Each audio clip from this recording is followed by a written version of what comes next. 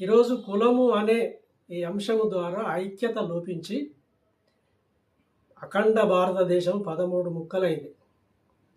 మరి ఎంతో గొప్పగా ఉండే ఒకప్పుడు దేశం, కులాలు లేకముందు అఖండ భారతం. మరి ఈరోజు ఉన్న ఈ బుల్లి ఇండియా కూడా ముక్కలు కాబోతూ ఉన్నది. కులం అనే ఈ సైతాన్ తీవ్రత పెరిగితే ఈ ఇండియా కూడా ఇండియాలాగా మిగిలి ఉండకపోవచ్చు. మరి అటువంటి అంత ప్రమాదకరమైన ఈ కులాన్ని మనము పక్కకు నెట్టేయాల్సిన అవసరం ఉన్నది.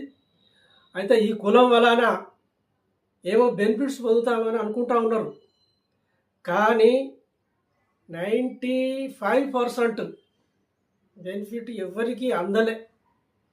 ఒక 5%కి అందొచ్చు. ఆ అందిన వ్యక్తే అందుకుంటూ ఉంటాడు తప్ప ఆయన అందుకొని ఇంకొకరికి సహాయపడదామన్న ఆ వ్యవస్థ కూడా లేదు. కాబట్టి ఈ కులంతో ఉపయోగం అనేది ఎంత మాత్రం లేదని చెప్పి మనం గ్రహించాల్సిన అవసరం ఉన్నది.